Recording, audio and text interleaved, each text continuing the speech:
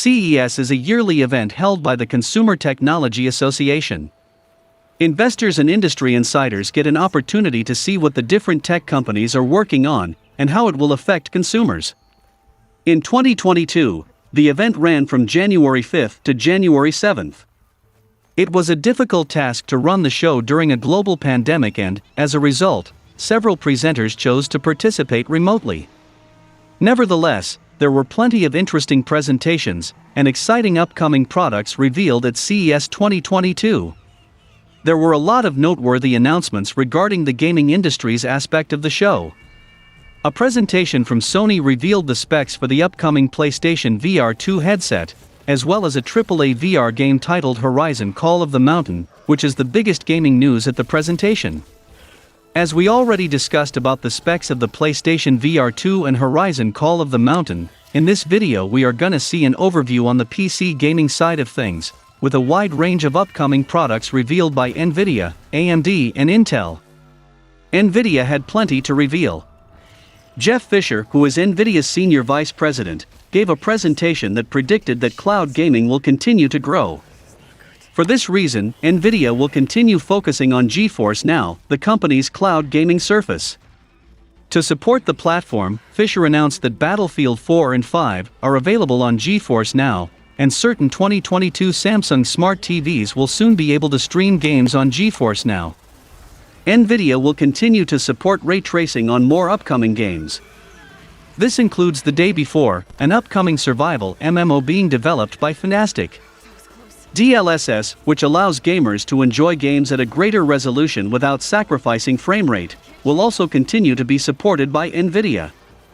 Upcoming games that will support DLSS include Tom Clancy's Rainbow Six Extraction. Nvidia Reflex, which is a software solution that provides lower latency, will be implemented in more games, including God of War 4, 2018, Rainbow Six Extraction, Erasing, Midnight Ghost Hunt, Grit, Ready or Not, and Super People. Nvidia also showed off plenty of hardware. A new eSports 1440p, 27-inch, G-Sync monitor was revealed. The displays are designed for esports gamers who are looking for the best performance at high frames, which is a must for competitive gaming. Fisher also announced that Nvidia will be releasing over 160 more RTX laptops with prices starting at $799. This includes the RTX 3080 Ti laptops and RTX 3070 Ti laptops that are scheduled to release in February. For most gamers, Nvidia is known for its high-performance graphics cards. Nvidia had a few new cards to reveal, including the RTX 3050, which is capable of playing modern games at higher than 60 FPS with ray tracing turned on. It will be available from January 27th. At $279, it appeals to gamers on a budget. Nvidia also revealed the RTX 3090 Ti, which Fisher described as a monster, while teasing the early specs of the card. Considering how the original RTX 3090 card starts at around $1,500 MSRP, it's expected, and likely, that the step-up T card is going to be even more expensive than that. This is Nvidia's current top-dog graphics card, and the specs that are known so far. A full reveal is expected to come later this month, according to Nvidia Senior Vice President Jeff Fisher, promise some pretty impressive graphical capability. The true competence of the card won't be put to the test until reviewers and players are able to benchmark the 3090 Ti, but based purely on the performance specs confirmed by Nvidia's showcase announcement, the 3090 Ti may live up to its BFGPU moniker. Again, this is just a hint of what the RTX 3090 Ti specs are, as the full reveal is planned for later on in January, based on Nvidia's CES announcement. That being said, the teased specs for this GPU are promising an impressive baseline of performance. The RTX 3090 Ti graphics card will be capable of outputting 40 shader T-flops, 78 RT T-flops, 320 tensor T-flops, and 24 GB of G6X VRAM, which reportedly runs at a brisk 21 GB per second processing speed. Granted, T-flops are a bit nebulous of a metric to measure, while the amount of CUDA cores on offer in the 3090 Ti are 10,752 in total, boasting an additional 256 cores over the base RTX 3090 card. Generally speaking, these specs amount to almost a 10% boost in performance over its sister card, the base RTX 3090. It's no Titan-style card or anything to that degree of an upgrade, but these initial specs still paint a picture of a pretty significant boost over the very potent original card. Clock speeds, system power requirements, and other more specific specs are unavailable right now, but will likely be provided with the full reveal later in January. Price for the new GPU is not confirmed, but given that the RTX 3090 has a starting MSRP of $1,499, it's almost certainly going to be more expensive, presumably hovering around the $2,000 plus mark at MSRP alone. Compared to the base graphics card, the RTX 3090 Ti is not as big of a jump from its predecessor compared to the RTX 3080 versus RTX 3090. However, considering how much more powerful the 3090 is compared to lower-tier cards, the 3090 Ti is a worthwhile investment for those looking to get the top-of-the-line graphics card. Any player with a 4K monitor setup in particular will absolutely benefit from the added horsepower, whether it's for gaming or intensive 3D work for creators as well. The RTX 3090 Ti is perfectly capable of 60+ FPS up to the most demanding games at max settings, which makes a lot of sense given it's soon to be Nvidia's flagship card in 2022. The benefits extend even further for older cards, even for those in the same RTX 3000 series. Even the arguably most sought-after 3000 series card, the RTX 3080, will presumably be far outpaced by the 3090 Ti based on the early specs. The RTX 3090 Ti has a massive 10,752 CUDA core count compared to the RTX 3080's 8,704 CUDA cores, and even more drastic is the difference in VRAM between both cards: 10GB VRAM, RTX 3080GB, versus the massive 24GB VRAM, RTX 3090 Ti. Compared to any lower-end cards, and especially so for any of the previous Gen 2000 series, Nvidia's new flagship graphics card is a significant improvement for anyone who needs an upgrade. When Nvidia reveals the more in-depth tech specs for the new card later this month, and reviewers get their hands on it as well, PC gamers will have a better understanding of what the latest flagship graphics card is truly capable of. That being said, even compared to the RTX 3090 proper, the RTX 3090 Ti is a chunky high-performance card only reserved for the beefiest builds. However, with retailers increasing GPU prices, and the silicon chip shortage looking likely to drag on through to 2023, availability and price stability remain a concern. These graphics cards will not be used to their full potential, because high-end PCs are being used by only 0.01% of total PC users. So, developers have to develop their games by considering the lowest common denominator for the concern of sales. There are mods being created, but that's not enough. And also the life cycles of these graphics cards are too short to learn and taken advantage of. Therefore, before Nvidia releases the 4000 series graphics cards, they need to consider extending the time intervals of jumping from one generation to the next. Intel announced that it will be releasing new processors in 2022 that are sure to enhance gaming and creative ventures. The 12th Gen Intel Core KS series desktop processor will be released in the second half of 2022. To show off its new processor, Intel showed Hitman 3 running on the hardware. For laptops, Intel revealed the 12th Gen Intel Core H series mobile processors and 12th Gen Intel Core P series mobile processors. According to Gregory Bryant, Executive Vice President of Intel, the H-series mobile processor will yield up to 40% greater performance compared to the previous generation of processors. Bryant revealed over 20 new laptop designs that feature the H-series mobile processors. Companies that have partnered with Intel include Acer, HP, Dell, and Lenovo. Bryant also stated that Intel plans on releasing over 100 new designs in 2022. One of the laptops that got a spotlight shown on it is the Acer Predator 500 SE, which has a sleek design that will allow gamers to take their gaming anywhere. The upcoming PC port of Death Stranding Director's Cut will be making good use of Intel's technology, including Intel's CES, which serves the same purpose as Nvidia's DLSS. CES will be seen in many more games, including Death Stranding, Hitman 3 and Grit. A press release says there are more than 50 designs in total that have been announced for the ARC graphics card. Given that OEMs will soon be making the hardware based on the company's chip, rumors of the Intel Alchemist getting released in Q1 2022 may be right on the money. With so many other products about to be launched, there's going to be a lot of competition, as well as a lot of choice, within the next few months, providing people can get hold of any of it. It's an exciting time as many will finally get to see whether Intel can stack up alongside Nvidia and AMD, two conglomerates that have been in the game for longer.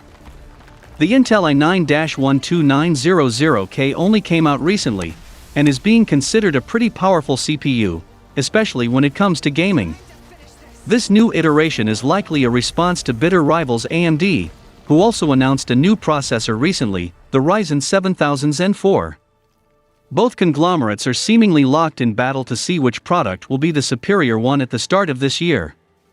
And this is all while Intel is also getting ready to launch its range of ARC graphics cards to the market, which, again, will pit it against AMD, not to mention Nvidia. As Intel begins to ship its Alchemist chips to OEMs ready for manufacturing, the California-based tech corporation is seemingly in for a busy year. Its own GPUs are due out shortly, either Q1 or Q2, and will go up against the likes of Nvidia's upcoming RTX cards, tough probably not the beefy 3090 Ti.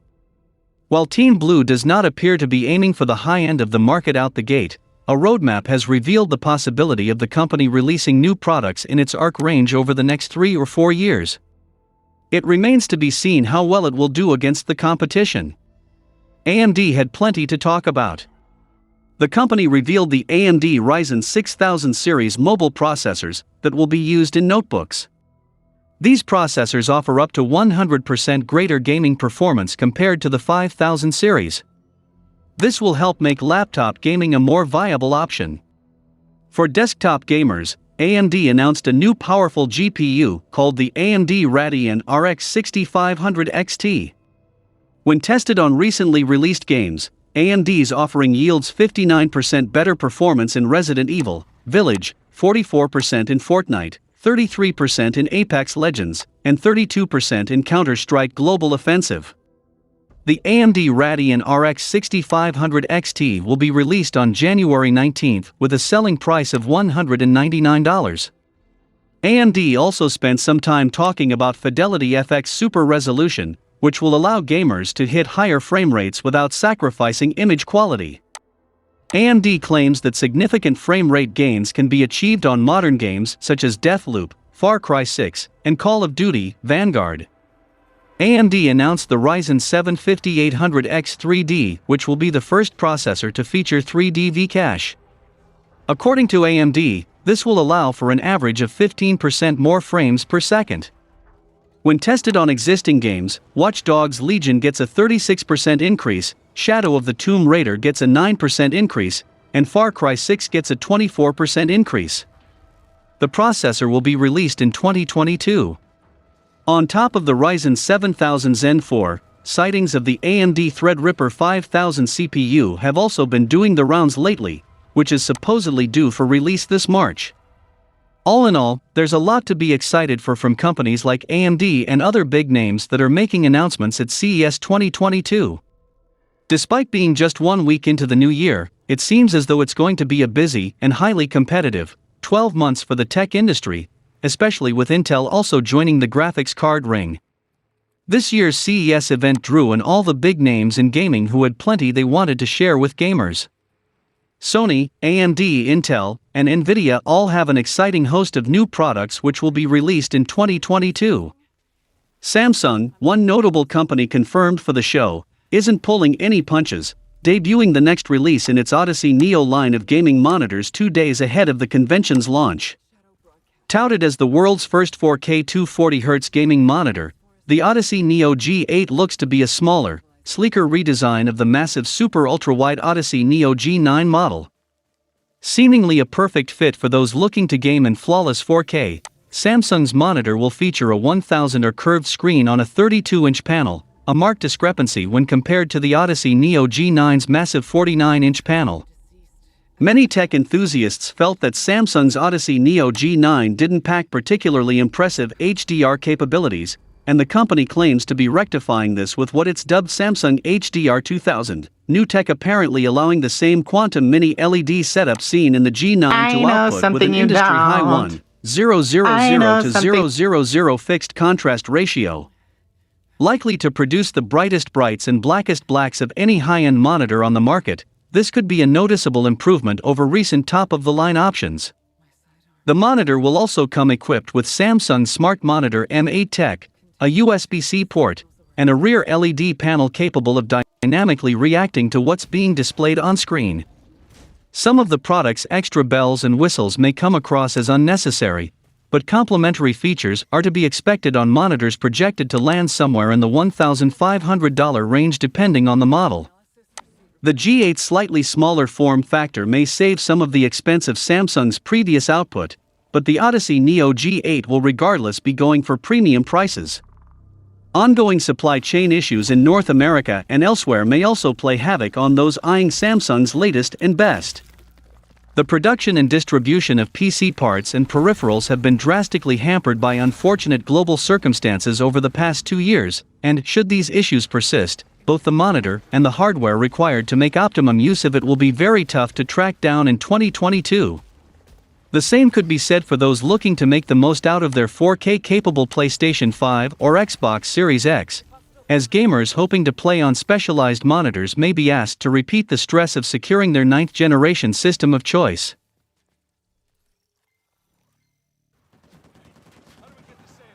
Alright, now moving forward, we are focusing on the games now. Last year, reputable sources indicated that Sony was looking at producing a Twisted Metal Reboot game to coincide with the TV series based on the franchise. It then came to light that the Twisted Metal Reboot was in development at Lucid Games, the studio behind the PS5 exclusive Destruction All-Stars. The latest reports indicated that the Twisted Metal Reboot was switching developers, and now we may know exactly who was behind the new game. VGC originally reported that the Twisted Metal Reboot was swapping developers, though at the time was unable to share the identity of the new developer. VGC has since revealed that the Twisted Metal Reboot is supposedly being developed by Firesprite, a studio that has primarily worked on virtual reality games for PlayStation VR, and is even developing Horizon Call of the Mountain, one of the first games revealed for PlayStation VR 2. Since Firesprite has worked almost exclusively on VR games, some may be scratching their heads at the studio being handed the reins of the Twisted Metal Reboot. However, fans should withhold judgment for now, especially since the game hasn't even been announced in an official capacity. Before getting too excited about the Twisted Metal Reboot in one direction or the other, we should wait to actually see the game in action. This report is reliable because the director of MotorStorm, who was supposedly making the new Twisted Metal, has moved from Lucid Games to Firesprite, which solidifies the report. Anyone worried about the quality of the Twisted Metal Reboot likely has nothing to worry about, as PlayStation takes great pride in its exclusive releases, and is unlikely to release a game that doesn't meet its expectations.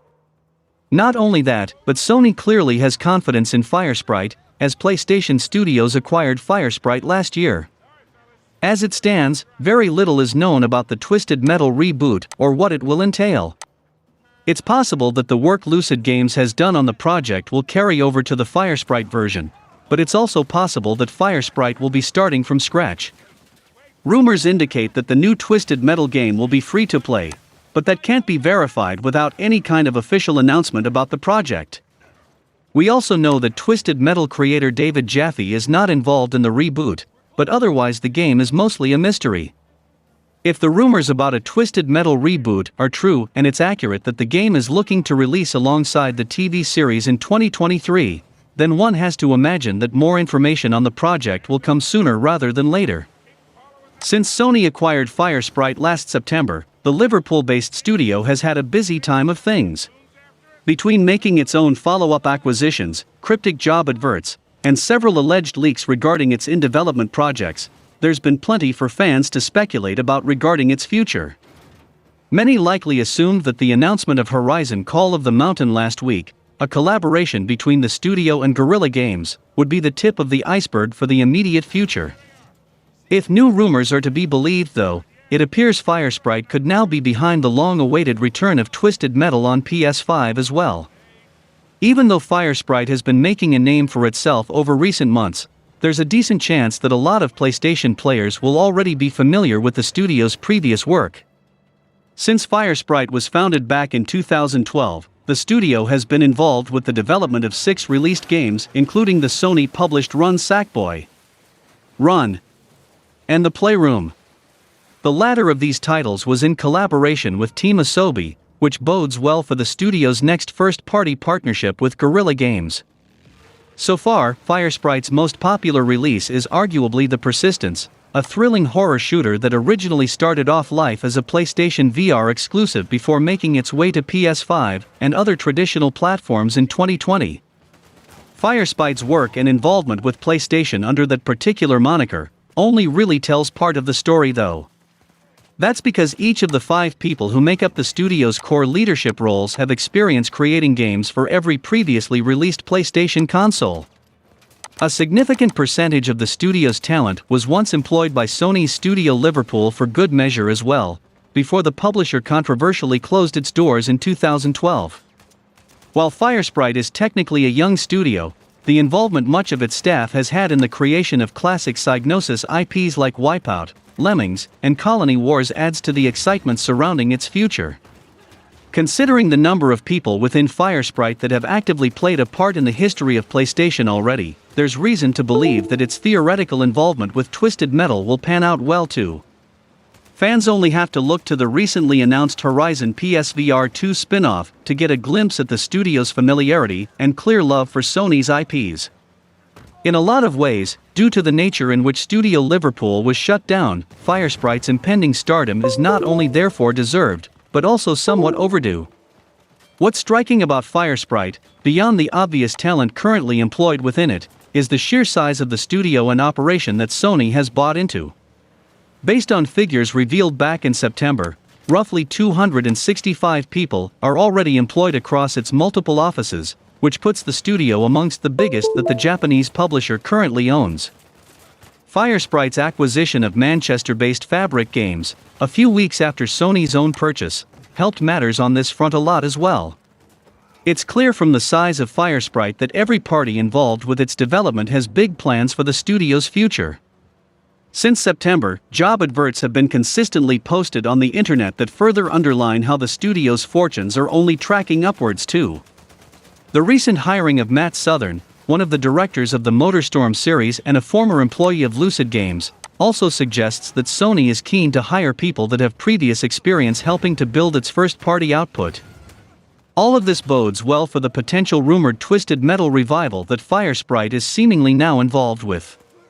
Keeping the sheer size of firesprite in mind, it's not particularly shocking that rumors have done the rounds online that suggest the studio is involved with a handful of games already.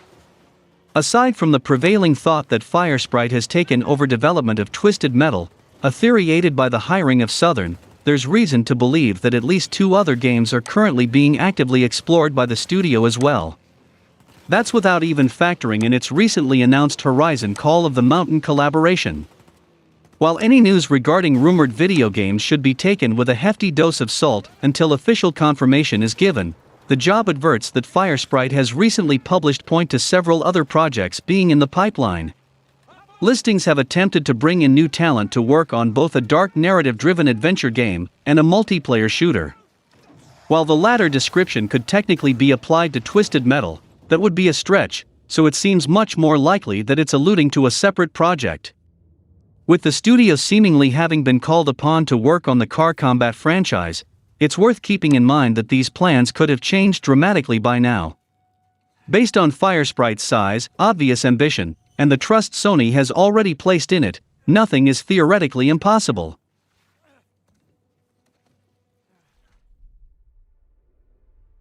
Up next, we have another rumor. Now that the remake of the iconic Knights of the Old Republic has been announced, rumors about changes to the game's combat have surfaced.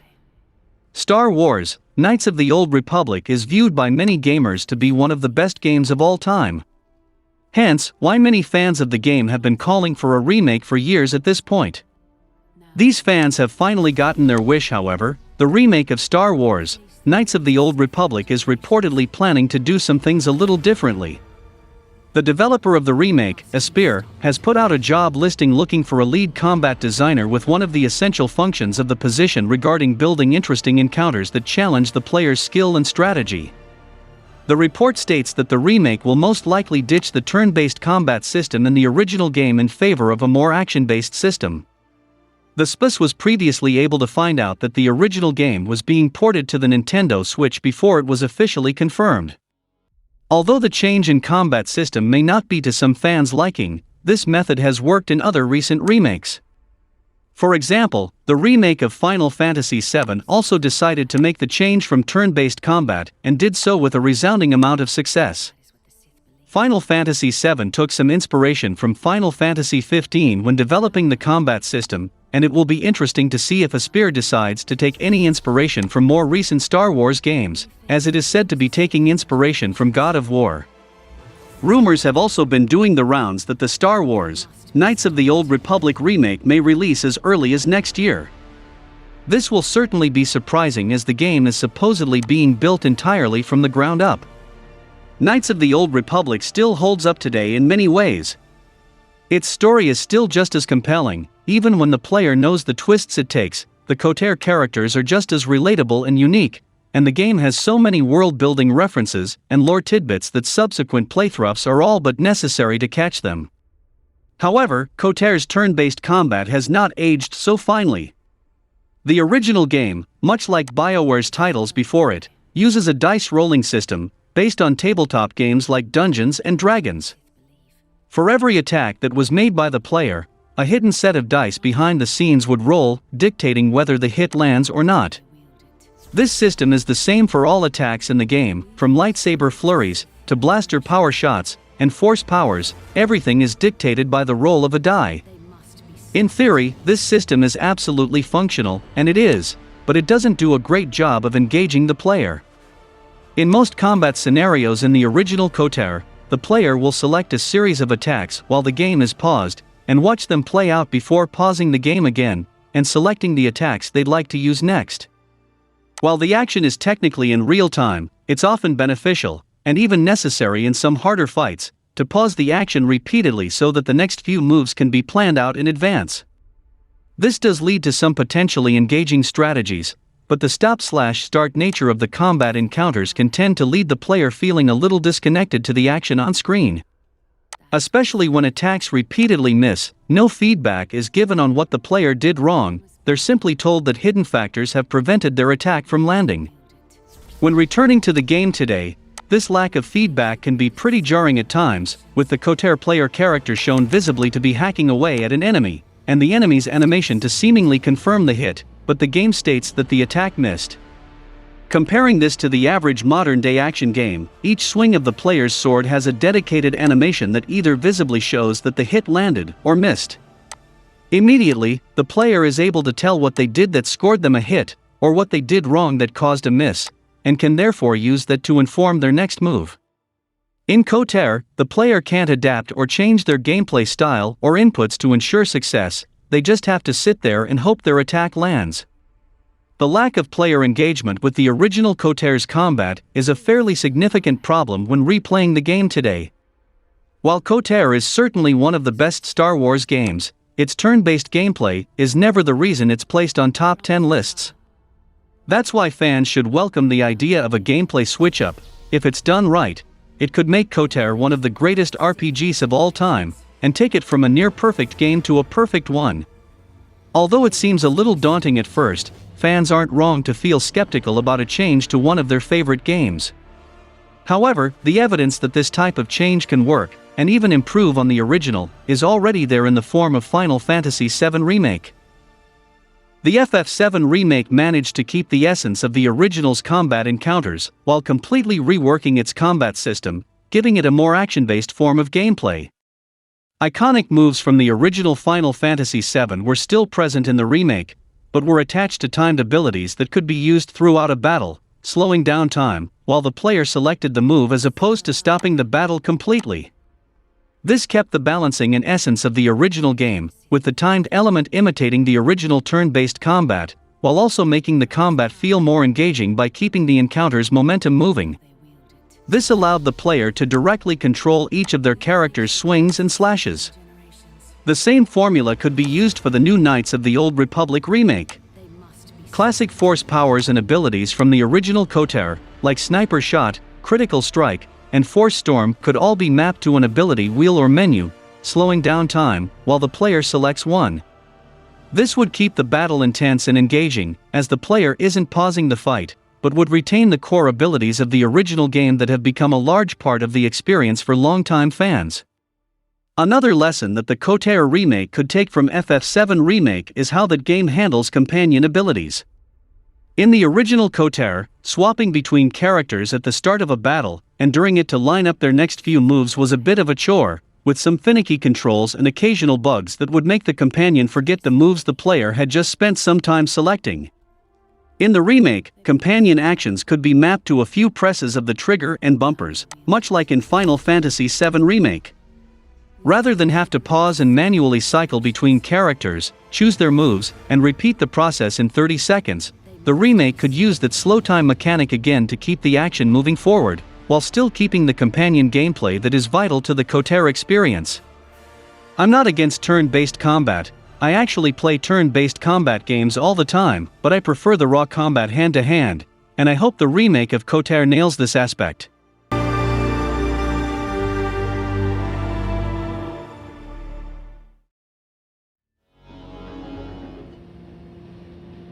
Now let's look at some of new gameplay shown for Gran Turismo 7. As the release date for Gran Turismo 7 gets closer, the team at Sony and Polyphony Digital is beginning to show off more gameplay footage. The newest look at Gran Turismo 7 shows off some GT-class cars turning laps at the iconic Daytona International Speedway.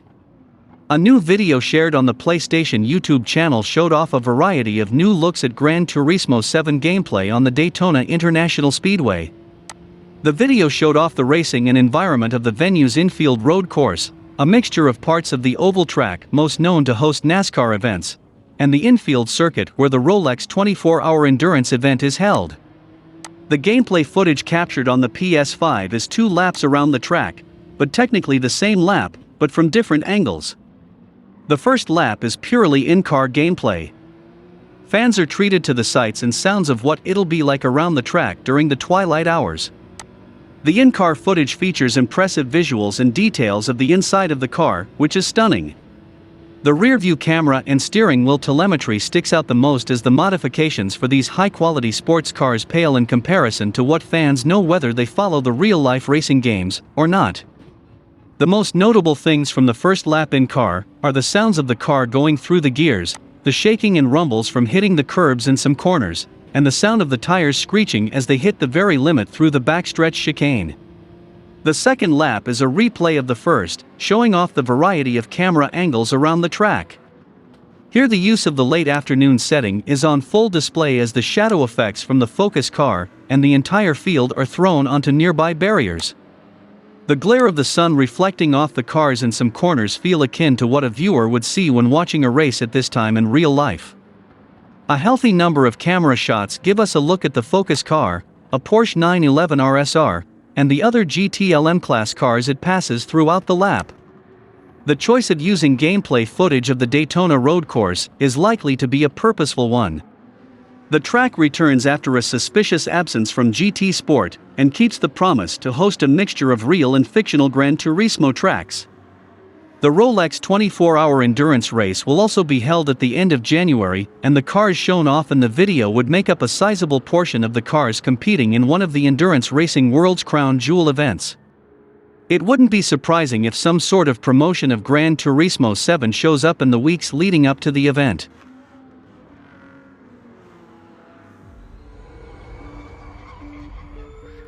One of the new horror games that will be coming out this year is A Nightmare.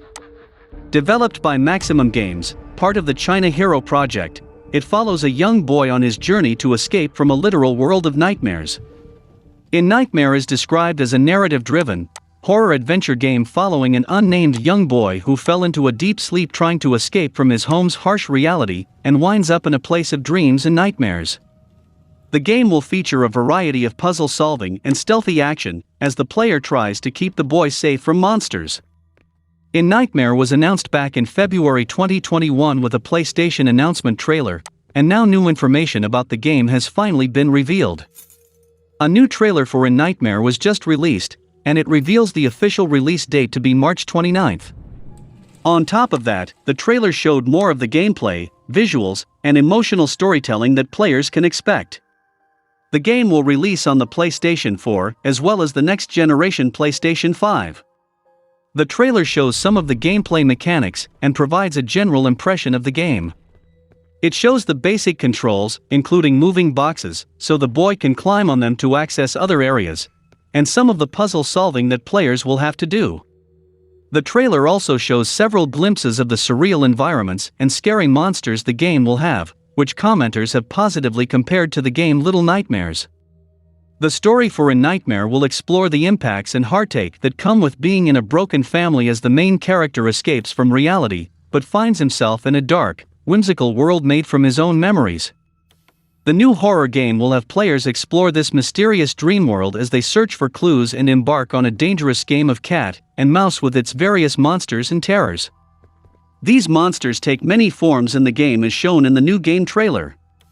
The monsters range from imposing cyclopean creatures to a tall menacing woman, and even a shadowy swarm of arms trying to capture the boy. However, the boy will be guided by his butterfly-like dream spirit that will help him on his journey. The dream spirit can help players sneak past enemies, detect hidden pathways and items, and alert players to nearby threats. It'll be up to the young boy to overcome his fears and wake up from his nightmare. I am personally interested in this game. I like these type of games, especially horror games in general, so I'm gonna check it out, and if you guys are interested, go check out the full gameplay demo at PlayStation's YouTube channel, so you guys can get an idea of what this game is about. And that's all for the video guys. Like and share the video for a greater audience. Comment your thoughts on the topics and donations are always appreciated. Subscribe to the channel and click the bell icon, and until then from SMPV, it's goodbye.